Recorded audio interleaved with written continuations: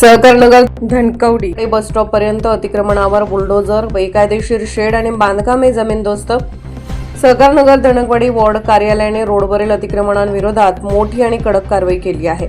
Balajinagar Shahu bank चौकापासून Dhankawadi bus stop पर्यंत अनेक दुकानदारांनी साइड मार्जिनमध्ये बेकायदेशीरपणे शेड, पत्रे आणि इतर बांधकामे उभी केली होती।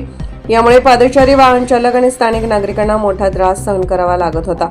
महापालिकेकडून संबंधित अनेक वेळा नोटिसा देण्यात आल्या होत्या, मात्र नोटिसा मिळूनही अतिक्रमणे काढण्यात आली नाहीत। अखेर अतिक्रमण विभागाने आज सकाळी मोठ्या पथकासह घटनास्थळी पोहोचून कारवाई सुरू केली। जेसीबी आणि मनुष्यबळाच्या सहाय्याने बेकायदेशीर शेड, पत्रे आणि इतर अतिक्रमणे हटवण्यात आली। या कारवाईमुळे परिसरातील रस्ते अधिक मोकळे झाले असून नागरिकांनी प्रशासनाच्या निर्णयाचे स्वागत केले आहे।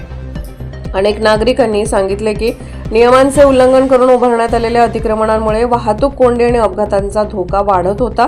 आता प्रशासनाने दाखवलेल्या कडक भूमिकेमुळे भविष्यात दुकानदार बेकायदेशीर बांधकाम करण्यास धजावणार नाहीत असा विश्वास स्थानिक नागरिक व्यक्त करताना दिसून आले। प्रशासनाने ही स्पष्ट इशारा दिला आहे की सार्वजनिक जागांवर अतिक्रमण करणाऱ्यांविरोधात यापुढेही अशीच कठोर कारवाई सुरू राहणार आहे। आपण पाहतो या ठिकाणी बरेच दिवस झाले अतिक्रमण होतं आणि आपण वेळोवेळी या अतिक्रमणा संबंधात क्षेत्रीय कार्यालय धनकवडी सहकारनगर यांना देखील सांगत असताना देखील त्यांनी दुर्लक्ष केलं होतं। परंतु आता ऍक्शन मोडवर सहाय्यक आयुक्त जे आहेत आपले ते आलेले आहेत, अतिक्रमण विभाग पण आलेले आहे। यांनी या ठिकाणी असताना जे काही शेड वगैरे होत्या या शेड सगळ्या पाडलेल्या आहेत।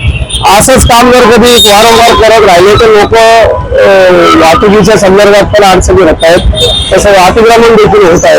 हे अतिक्रमण न होण्यासाठी कर्मचाऱ्यांनी वारंवार रस्त्यावर कारवाई कराव्यात। टॉप न्यूज पुणेसाठी कैलास गायकवाड। अशाच नवनवीन बातम्या व घडामोडी पाहण्यासाठी आमच्या चॅनलला लाईक, शेअर व सबस्क्राईब करा।